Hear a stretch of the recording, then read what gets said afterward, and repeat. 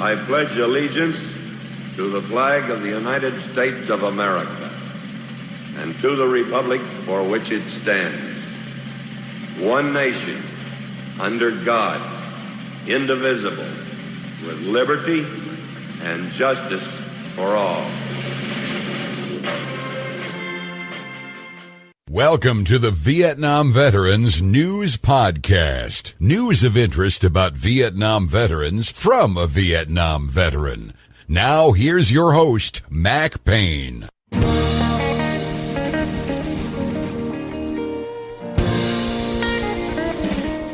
This is Mac Payne here with episode 1761 of the Vietnam Veteran News Podcast. News about the Vietnam War and the brave veterans who served there, as told to you by yours truly, a Vietnam veteran.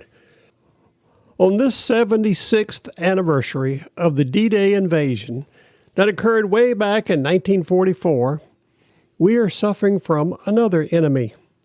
This one is the silent enemy referred to as the COVID-1984 virus epidemic. We have all been thrown into a locked-in prison. We can't go anywhere. If we go somewhere, you have to bundle up, look like an outlaw, robbing stores. Of course, if you're a protester, you're encouraged to rob stores. Finally, we are beginning to be released from that COVID-1984 prison a little bit at the time. Started out where you could finally get a haircut, as long as you stayed 6 feet away from somebody else and wore a mask over your face. It's slowly easing up. One of the things that has not been opened yet in our society is movie theaters.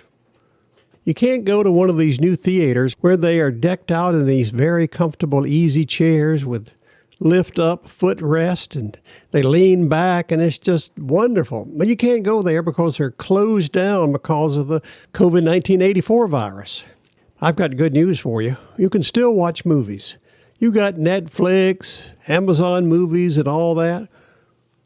Since watching movies is a good way to pass the time as we await our full release from the COVID-1984 prison that we've been thrown into. I'm going to tell you about a movie you might want to take a look at. It's called The Last Full Measure. It is a Vietnam War movie, and I recommend everybody see it, not just Vietnam veterans. Everyone needs to be educated about what happened in the Vietnam War so that hopefully we can do everything we can to prevent it from happening again. I discovered a review of this movie from across the water. London, England, to be specific. Joseph Walsh is a film reviewer for an outfit known as iNews. They're located on Derry Street, right there in London, UK. He wrote a review of the movie I'm going to share with you. The title of his review is The Last Full Measure Review. Moving performances elevate this clunky Vietnam War drama. Did you hear that? The Brit called it a clunky Vietnam War drama. It may be clunky, but it had some pretty cool people in the movie. One of them was Peter Fonda. It was his last performance before he departed this earth and went into the beyond. If you're a Peter Fonda fan, I think it'd be worth seeing it just for that. Also in this movie was none other than Samuel L. Jackson. If you liked his acting style, especially the way he performed in the movie Pulp Fiction, you should watch this movie. If nothing else, to see Peter Fonda's last performance and to see Samuel L. Jackson in action. I'm going to share Joseph Walsh's review of this movie with you, and you can take it for what it's worth. I still recommend you take a look at it because it highlights the story of a brave American who did some great things on the battlefield in Vietnam. Unfortunately, it took many years to get the Medal of Honor that he deserved awarded to him.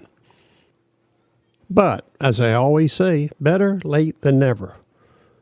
Please listen to Joseph Walsh's review of the movie and then see it anyway. let's take a look at what Mr. Walsh has to say about this outstanding movie.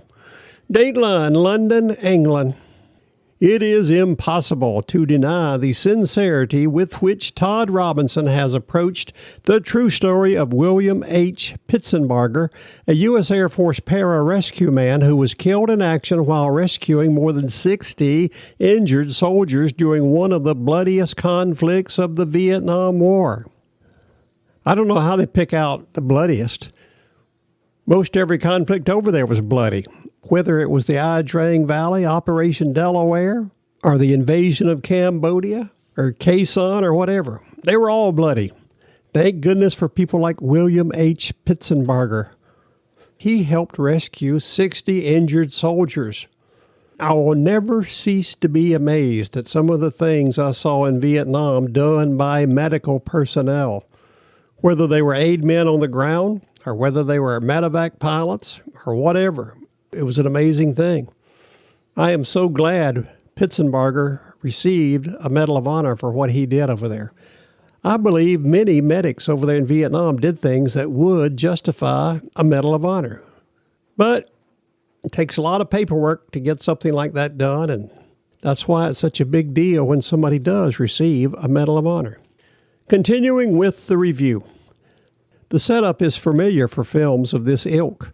Sebastian Stan is Scott Huffman, a cynical Capitol Hill careerist in the Department of Defense who has landed with a job he doesn't want. While trying to climb the political ladder, he is cornered by a Vietnam vet, played by William Hurt, who asks him to get his fallen comrade posthumously awarded the Medal of Honor. Huffman reluctantly agrees, visiting old comrades played by a veteran cast, including the late Peter Fonda in his final performance, Ed Harris, and none other than Samuel L. Jackson.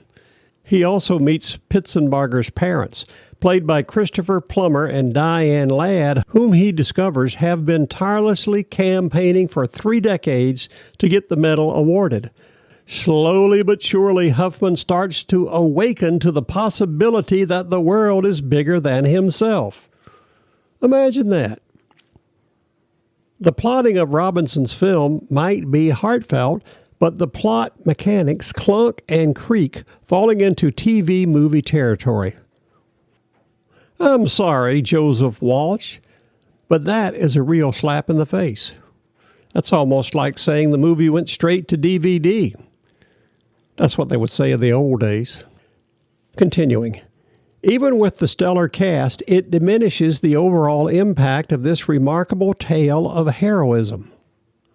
The majority of the plot takes place in the late 1990s, with flashbacks to 1966, with Jeremy Irving playing Pitsenbarger, which palpably capture the chaos and carnage of the operation. It is a solid, earnest performance, although he doesn't have much to do. I have no idea what Walsh is talking about there. Continuing. We learn more about Pitsenbarger through the recollections of the survivors, each of whom disclose personal reasons for wanting their fallen brother to be honored. Some hit home more than others, but it is Fonda playing a PTSD sufferer who steals the show. Rightly so, since it was his last performance. Continuing. Then there is William Hurt, who in the final third delivers a moving performance. Jackson also delivers the goods with his own flair and style. Their collective work gives an emotional weight to the story that the script fails to deliver. Apart from the cast, Robinson does craft one exceptional scene between Stan and Robert Pine, exploring the relationship of trauma, time, and place, and how the horrors of the past can be healed. It is a lesson that has sharp pertinence at the moment. That means the lessons of something that happened 50 years ago are still pertinent today. The last full measure treads familiar territory and often attempts to overtly elicit an emotional reaction without putting in the groundwork.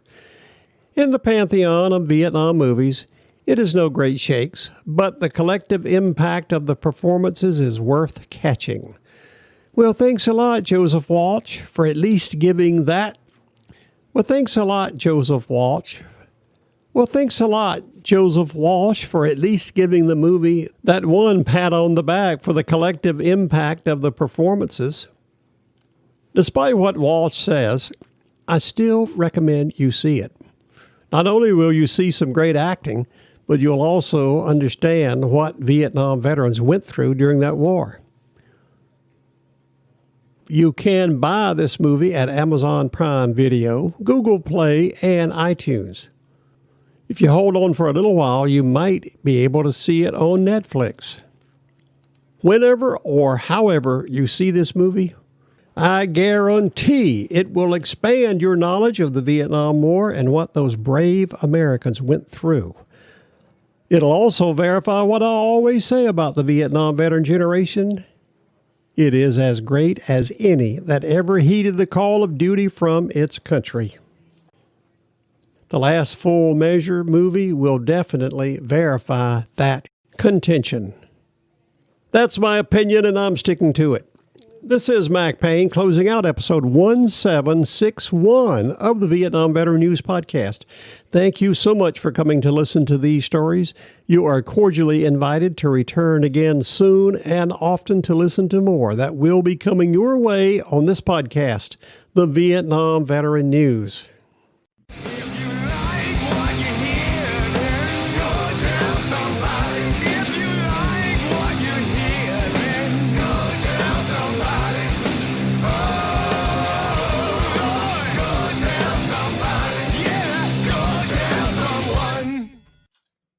How about that? Ain't that a mess?